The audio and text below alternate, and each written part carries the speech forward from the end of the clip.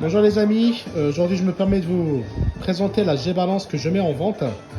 Donc c'est une G-Balance qui est personnalisée de A à Z, je m'explique. C'est une G-Balance que j'ai récupérée en 2014, qui était donc full d'origine avec son écran Sanwa dans 720p. Bien sûr bien jauni, bien dégueulasse, avec bien sûr un rendu qui n'est pas du tout au goût du jour. Donc ce que j'ai fait, j'ai vidé entièrement la connectique de la borne, donc les IO-boards, l'alimentation et tout ça. J'ai mis une vitre neuve, donc là vous avez une vitre neuve, donc pas jaunie, nickel, en très bon état. J'ai mis donc un écran qui vient des Vuelix clones, donc ceux qui ont très peu d'input lag. Donc c'était une dalle Hitachi, quand je connecte en fait l'écran à l'ordinateur, il le reconnaît comme écran Hitachi. Donc il fait 1080p, voilà. Par contre c'est du 60 Hz, voilà.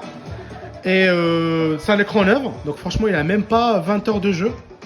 C'est un écran que j'ai mis en place le moment où j'ai modifié la borne. J'ai conservé par contre l'ampli d'origine de la borne parce qu'il envoie vraiment un son qui est exceptionnel comme vous pouvez l'entendre.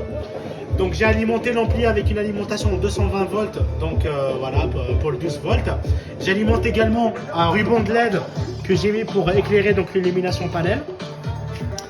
Enfin l'illumination instruction space, voilà. Et j'alimente aussi voilà, le voyant G-Balance en bleu qui s'allume donc lors de la mise en route de la borne.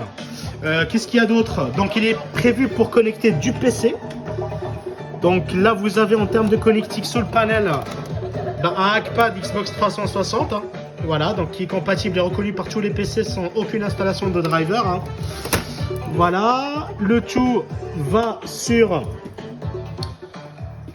Donc là, en termes de connectique, nous avons un câble HDMI qui vient de l'écran. Donc c'est bien l'écran, un câble HDMI, pas un câble DVI comme les écrans d'origine d'arcade. Il y a un câble jack pour le son et il y a un USB pour le hackpad. Donc il y a pareil les ventilos qui sont donc alimentés en 12 volts, hein. Donc il n'y a qu'un ventilo. Le deuxième ventilo, malheureusement, j'ai pas sans cache et j'ai pas un ventilo présent. Il faut d'ailleurs prévoir un changement de ventilo, il fait un peu de bruit. Mais bon, rien de gênant quand vous pouvez l'entendre. Clairement, une fois la borne lancée, on n'entend rien du tout, quoi. Donc l'aspect esthétique de la borne est très très correct, hein, voilà. Le panel, donc ce panel il ne sera pas vendu avec la borne. C'est un panel qui est pour le coup déjà vendu à un ami. Par contre je vous mets le panel d'origine que j'ai reçu du Japon. Donc ça le panel d'origine voilà, qui m'a été donc offert pareil par un ami. Donc je vais vous le mettre dessus, comme ça vous aurez la borne avec son panel d'origine. Et quoi dire d'autre sur la borne? Elle est donc en full 220 volts. Il n'y a pas besoin d'un convertisseur. Vous branchez votre borne en 220 volts, elle fonctionne, quoi. Il n'y a pas de souci. Il y a des serrures. Voilà, il y a une clé aussi, hein, que je donne avec. Et puis je vous laisse admirer la qualité de la dalle. Donc rien à voir avec le Sanwa d'origine tout pourri de 2008, qui était très bon pour les Street 4, mais pour Street 5 vous oubliez les gars. Il y a des déchirements d'images et tout ça. Voilà. Quoi dire d'autre sur la borne? Il a été complètement démonté pièce par pièce, nettoyé, donc il n'y a plus de nettoyage à prévoir. Et vous avez le top sur COP 13 qui a été fait donc sur du vinyle. Voilà. Donc voilà, le panel qui est là, il ne sera pas vendu avec la borne. Je vous mets plus le panel d'origine comme je viens de vous le dire. Voilà, autrement c'est une borne qui est en très bon état. Pour quelqu'un qui va mettre du PC pour jouer sur Steam, franchement vous avez une bonne idéale. Et c'est plug and play, vous recevez, vous branchez, vous jouez. Donc il y a une prise jack pour le son, un HDMI pour la vidéo et un USB pour le hackpad. Et voilà. J'ai laissé le moniteur quand même sur la borne pour le côté nostalgique on va dire des Game Center. Autrement voilà, il n'y a pas de connectique, il n'y a pas d'IO-board. D'ailleurs, vous avez ici de la place pour mettre un PC comme j'ai fait en format avec une carte mère mini ITX.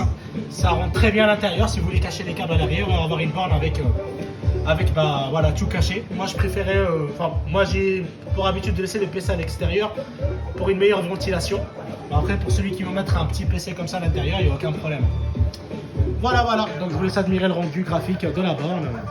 Franchement une borne en très bon état. Bon, il y a quelques petits défauts sur le panel, hein, comme au Japon on connaît. Les brûlures de clope, hein, vous en avez une là. Et il me semble 2 ou 3 qui traînent.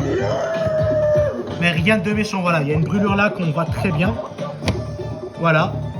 Mais c'est juste, en fait c'est pas du plastique fondu bien abusé, mais c'est juste, ça fait tache jaune quoi. Donc j'avais beau à frotter, ça part pas. Et vous avez, voilà, une là et une au-dessus. Autrement, voilà, la borne, elle est franchement, elle est nickel de chez nickel. Donc je la pose sur les Orcadia, elle partira bientôt en vente. Voilà.